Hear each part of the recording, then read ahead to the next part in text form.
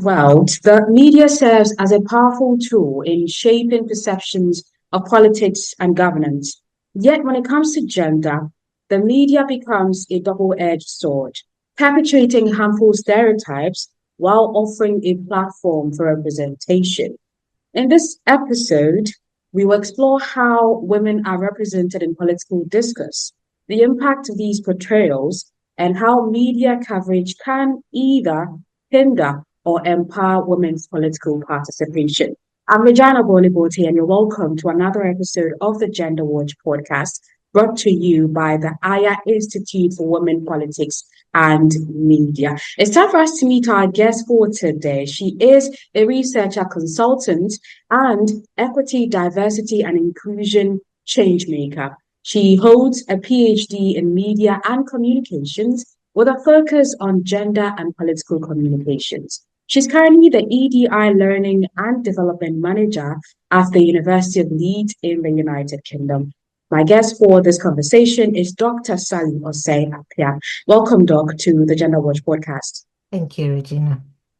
Yeah, so I'm glad that we're having this conversation, and I do understand that you've done some work in this area.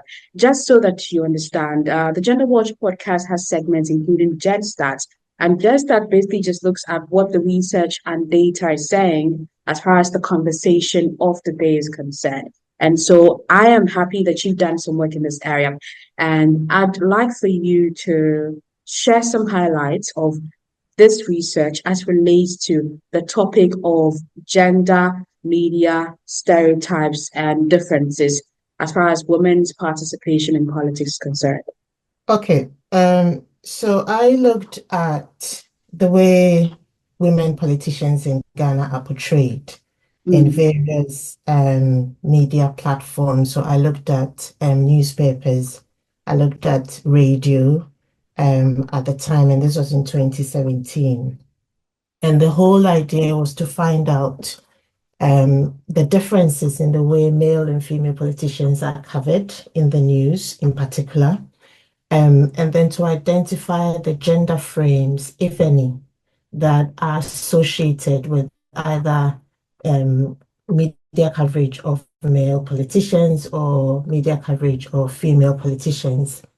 And so at the time, I did a bit of field work. I spoke to some journalists, including male and female journalists.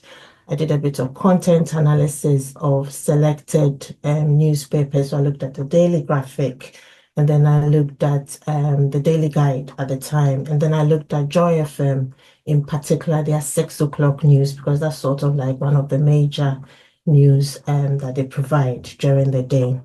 And then the whole idea was to look at the quantity and quality of media representations of women politicians.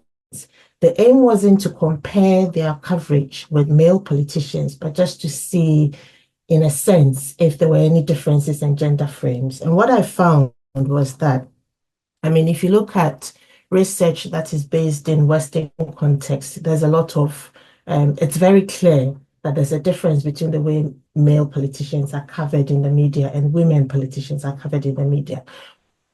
For male politicians, it's usually issue-based. So when you're talking to male politicians, you're asking them their policies, you're asking them what they want to do when they come into office, etc. Whereas when it comes to women politicians, the focus is often on their sexist representation, the fact that they are women, more than the issues they are coming to be dealing with. So, for instance, you have a focus on their sexual appeal, how they appear, how beautiful or not they are, the clothes that they wear, the bags that they wear, how they walk, how decent they are, etc., etc. So there's a lot of focus on them as a woman rather than on their candidature or their political candidacy in terms of the kinds of things that they're going to be doing when they come into office. So this was the premise for which I did the study in Ghana.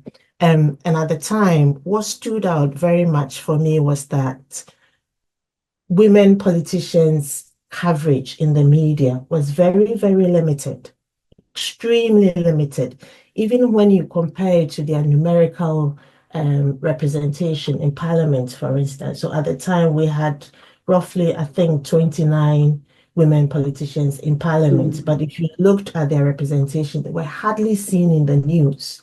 And when they did appear in the news, because I also looked at the quality of representation, the quality of the coverage, when they did appear in mm, the news, oftentimes, sometimes their titles were removed or erased, you know. Sometimes there was a whole issue about what's happening at the time. And I know that this sometimes, it's based on a particular format that media organizations follow. So there's that, the structural formats that they follow for newspapers, for instance, the way they write the news, for instance. But there were particular differences, like there was more coverage of male politicians than female politicians. And then when they did represent female politicians, sometimes the extent to which they are given space in the news, for instance, was very limited compared with male politicians.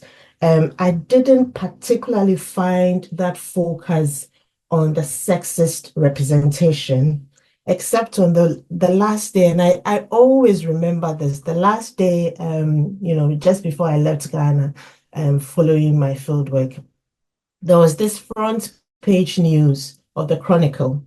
And at the time, Otiko Jaba was the gender minister. mm.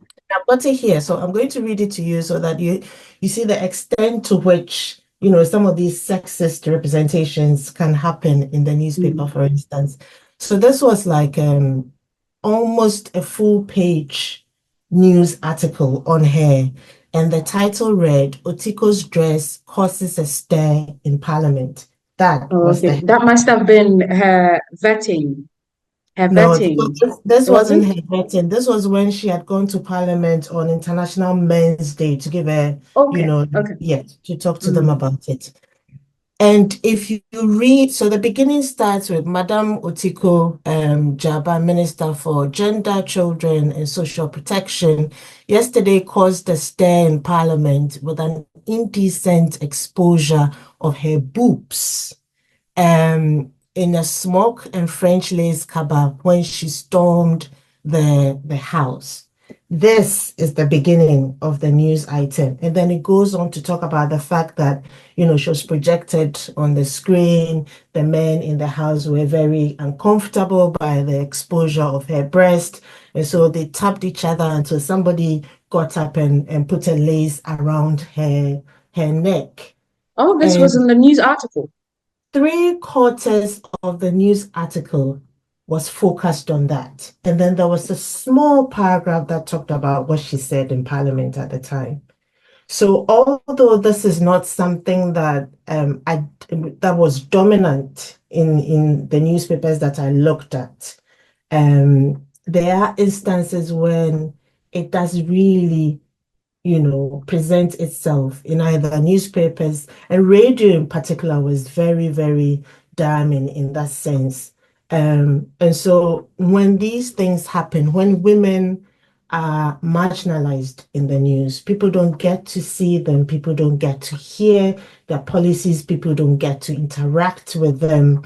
And you are essentially delegitimizing their political candidature because you're saying that they are not important enough for you to focus on them. And Okay. that goes on, the research supports the fact that some of these, the ways in which the media trivializes women politicians' candidature go to influence voting patterns. And there's so many different other things that we can talk about, but those are the general things that I wanted to mention now. Wow, that's such an insightful work that you've done. And for me, it is instructive when you say that the way the media covers female politicians delegitimizes the politics that they're doing. And Yeah, I think that's a key takeaway from this. And we need to look at it. But that was some years ago when this research was done. I can assure you nothing much has changed, you know. And unfortunately. unfortunately, yeah, I don't know if I should say I'm sad about that or, but yet nothing much has changed. From where you sit, what do you think are the most common stereotypes about women in politics that are perpetrated by the media? the commonest one I have come across is the woman as supporter role. You know, it's okay. And it comes down to the fact that generally we see politics as a man's domain. And we see that women don't belong in the political arena. We associate women with domestic roles, with their roles as wives, as mothers, as homemakers. And so whenever women venture into the arena of politics, it's like they're going against the status quo. They're going against what they're supposed to be doing in society. And because Ghana is a very patriarchal society, we've got very entrenched ideas of what women can and can't do. And so that affects, unfortunately, the way the media also represents them, because media organizations tend to perpetuate these gender roles that are established in that particular sociocultural environment. So the idea that women are supporters, is a dominant theme that often surrounds the way women are covered. So, and you can see also that a lot of women are in supporting roles in parliament or in political office. So vice president, oh, that's okay. She'll Or support the even in president. the Uh, various political parties, yes, even within the hierarchy of the various political parties, yes. women politicians are supporting. Mm. Definitely. So it's that idea that they can be vice presidents, they can be deputy ministers, but when they are the substantive role, then it becomes a problem. So you often see that framing of women in supporting roles, or the fact that they are capable of being in that supporting role, but not capable of being the main person, you know. And then the second theme that I'll say that was quite dominant in the data was the fact that women are not good enough. They are not competent enough. They lack something. Oh, she's good, she can do this, she can do that, but. So there was always a but. Okay. It was something that I particularly found with the way Nana Akufo-Addo, for instance, was represented in the media at the time when she was a presidential candidate. So she had done a lot of gender advocacy work, and there was a narrow focus on her framing in that sense, that she's a great gender advocate, fine, but she cannot attend to all the issues that a presidential candidate or a president would need to. So you'd find that framing quite often associated with women politicians in terms of the fact that they can do something, but they don't have all it takes to be to be in that particular political position that they are contesting for. Okay. So do these stereotypes and perceptions have any impact in shaping the political aspirations for women? Yeah, definitely. And research supports the fact that, I mean, in Ghana, we have rallies. And so you get to, if you're lucky, you get to meet a political party, politician, for instance, like a candidate, an MP who is vying for a position, or a presidential candidate, for instance. But in many other cases, most people won't get to have that interaction with their with candidates. And so they rely a lot on how the media talks about them, and the media covers them, and the media features them. So if you are not giving attention to particular groups of politicians like women, then you're indirectly communicating the fact that they are not important now for you to focus your attention on. And so that sends the message that, well, maybe I shouldn't spend my time focusing too much on this or voting for this woman, because, even the media doesn't provide enough coverage on her, etc. And we do know that, I know that candidates pay for coverage. There's that conversation that can be had. And we know that women politicians, generally compared to their male counterparts, have less access to money. But again, the media, there are things that the media can do in terms of making women candidates more visible that they don't do for, various reasons. And so the impact generally is that it informs voters of who is important and who is not, and who they should be spending their time on and who they shouldn't, you know. Doc, do you feel that the media understands how its stereotyping of women in politics affects their aspirations, the negative impact of these stereotypes? Do you feel that as media practitioners and as media organizations, they understand and know that when we're doing this is the outcome? I think they do. I think that that understanding is there, but I can Mm, also understand that their hands are tied in terms of, so the way media organizations work are very much dependent on their political ideology or their economic positioning or leaning at the time. And unfortunately, in Ghana, we have the private media, which is in the majority than the state-owned media. Media coverage of women politicians in state-owned media is much better. When it comes to private media, we do know that some of them are led by political parties. And so if you get to be in a major political party, which has a radio station or like a newspaper, and you are a candidate, you are likely to get some more coverage. But if you come from a smaller party which doesn't have any media organization, then you have to essentially compete for attention with those from the major parties. So you are disadvantaged in that regard. And then if you come to those who are commercially inclined, they often do things that drive audiences' attention. And so those things that shock, those things that are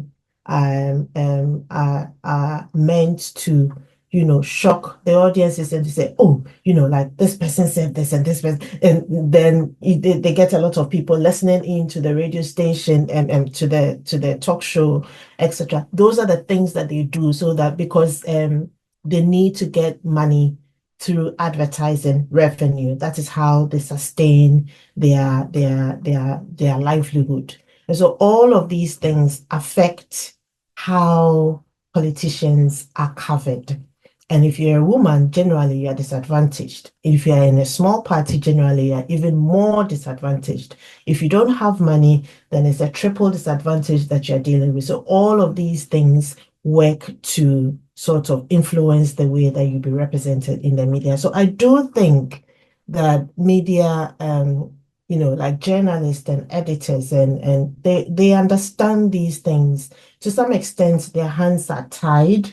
And when mm. I had conversations with some of them, they did recognize that, sometimes we know this is wrong, but it's something that we have to do, There are also some who made very conscious efforts to prevent these things from happening. So I do remember that I had a conversation with a female editor at the time, and she said that her own female colleague, you know, covered a female politician at the time in a way that very much leaned into her gender roles, and she had to talk to her about the fact that that shouldn't be done, etc., etc. And I know that there are organizations like the Media Foundation for West Africa who are doing workshops and trainings and etc. So I do think they do know, but it's the political will to do the right thing, isn't it? That will help our democracy.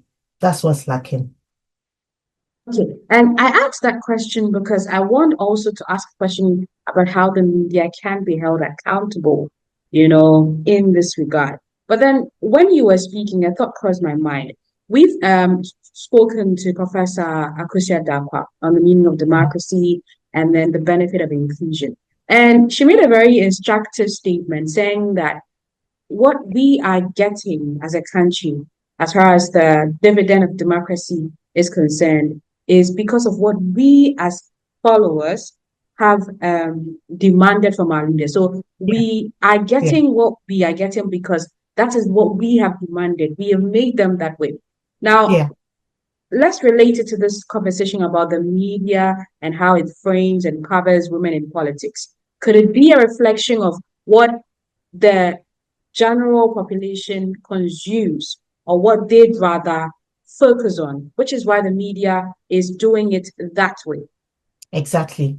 Exactly. That's the point that I wanted to make because you produce to appeal to your target audience, isn't it? That's what media organizations do.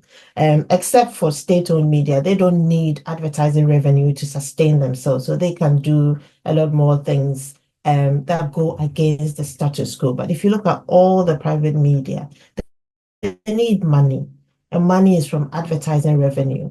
And the more people watch your shows, the higher you can charge for advertisements on those shows. And it's exactly the point you've made that there's an appetite for these things. There's an appetite for politics to be insulting, to be aggressive, to be combatant, because that's what drives audience attention to these shows. And so they remain. But we are not thinking about how that affects our democracy in terms of how that affects women. I spoke to women politicians who said that they don't like attending these talk shows, like they're pit against their rivals, their political rivals. And it's like a screaming contest, who can scream the loudest, and their insults, and it's not a composed sort of political discussion as it should be.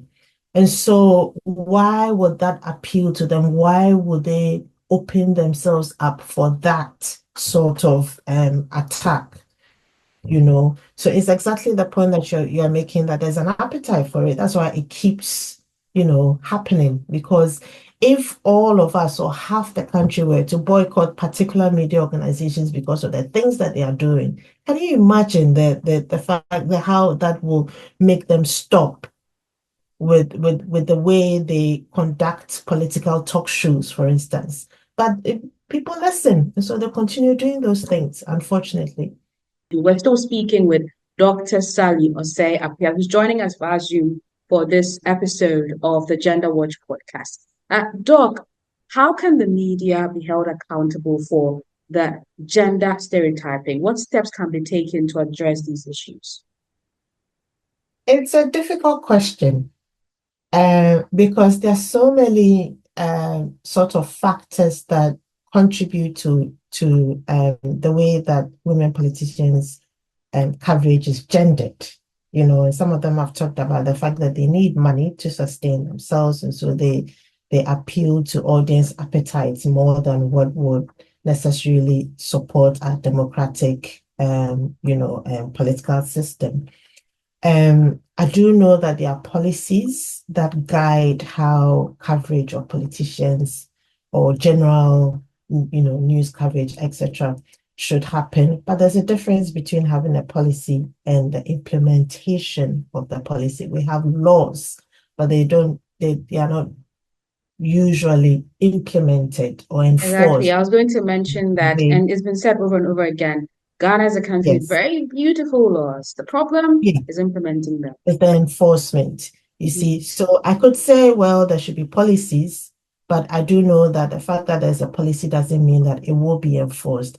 I think a lot of it will depend on individual, editors, producers, etc., speaking to each other, becoming aware of the impact of these things and trying to change things little by little. So, for instance, if you are interviewing a female politician, for instance, you don't ask her how is her candidate, if she comes into office, how is that going to affect her role as a mother or a wife, or those are not questions that we ask male politicians. Why are they important for women politicians to answer those questions?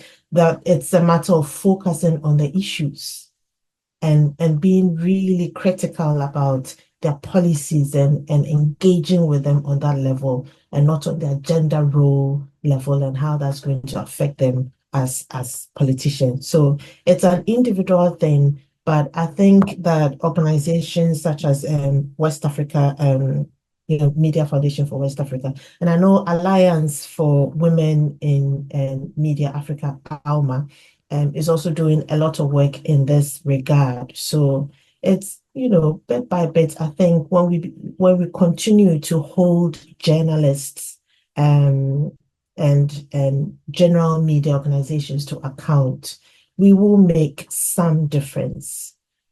Although I'm not too optimistic, as you can Nah, tell. your pessimism is rubbing off on me, and I can understand why. But you've mentioned that policies really, because we have laws and we're not implementing them well. But then, just for the sake of this conversation, yes, the onus lies on the media petitioners and the media houses.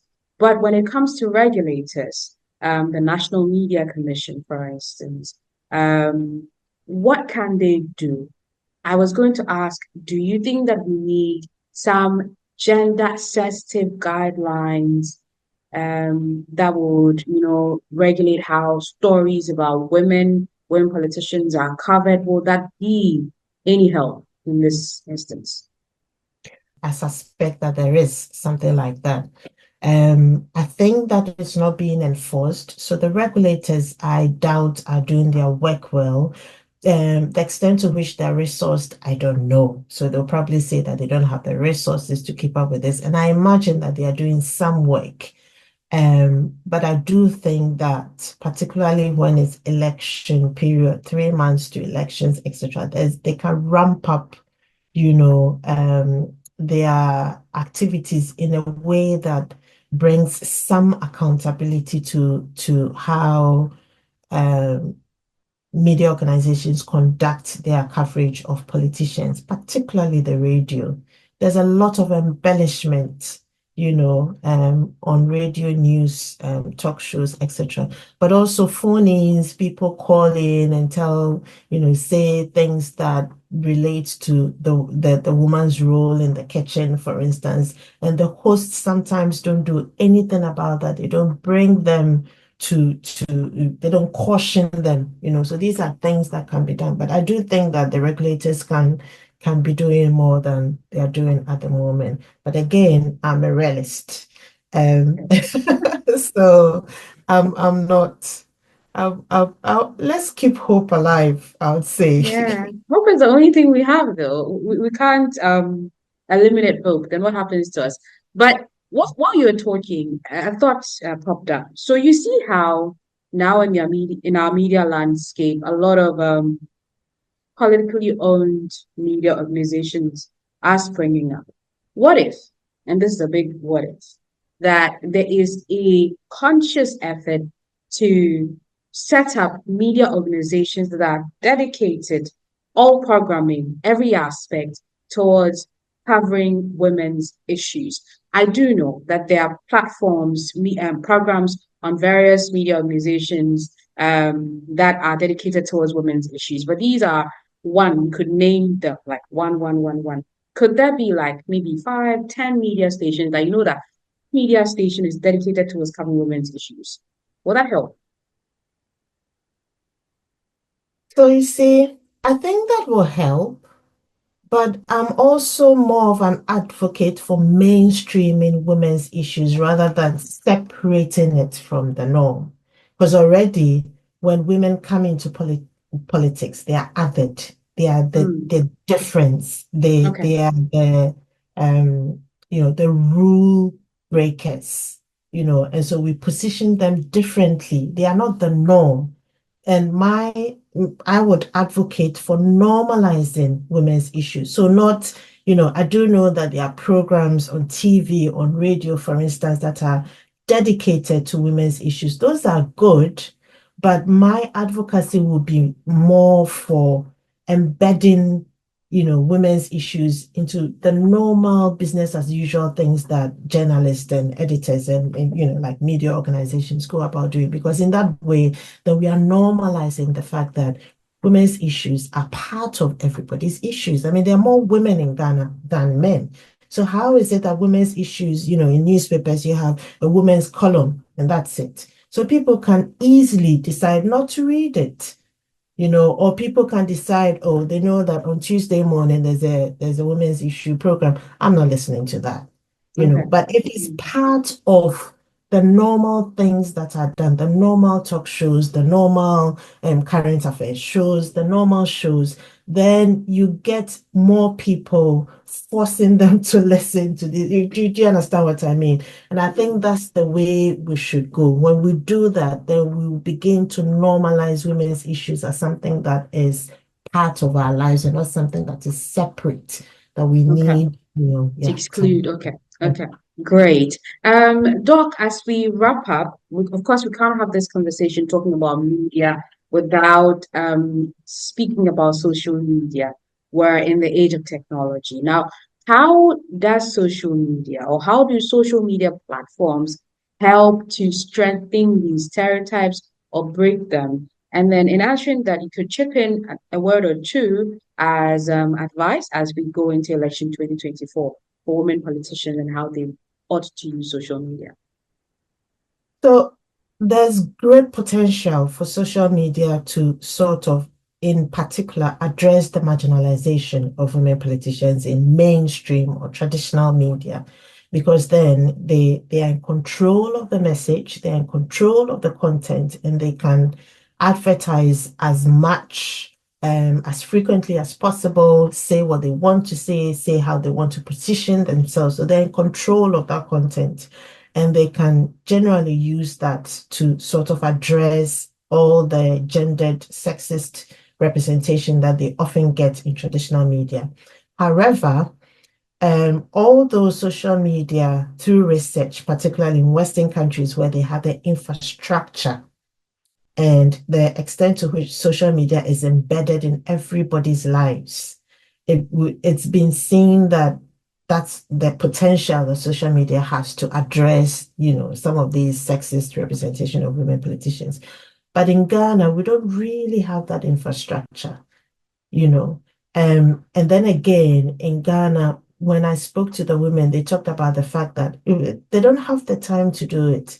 So they would have to recruit people to do that. And that comes with money. And then there hasn't been much research in Ghana to evidence the fact that social media campaigning, for instance, actually works. I mean, there are anecdotes and there are few women who have done it and they've seen the results, but it takes a lot of time, it takes a lot of effort, it takes money as well. And so it's not as easy to do that, although it's a potential avenue that women politicians can take. We shouldn't assume that it will be very easy for them to do based on, various things that we have talked about. So my advice for women politicians at the time is to not discount the power that social media can have Okay. in terms of supporting their candidature, and that if they spend a little more time and money to sit down and really get into what sort of strategies they can, develop and create to appeal to their candidates, their voter pool, for instance, Mm. then it will make a much more difference. If nothing at all, it will make them more seen and more heard. And that when voters are able to see you and to hear what you have to say, it may go a long way to helping you get a few more votes. Thank you very much, Doug, for these very insightful responses. And we're very grateful that you joined us today on the Gender Watch podcast. Thank you so much. So we've been speaking to Dr. Sally Osei Apia. She's a researcher, consultant, and equity, diversity, and inclusion change maker. Also holds a PhD in media and communications with a focus on gender and political communication, and currently the EDI Learning and Development Manager at the University of Leeds in the United Kingdom. It's been an episode that has discussed media stereotyping and framing of women, especially women in politics. I hope you've learned a thing or two. Until we meet again, thank you so much. I'm Regina Boliboti.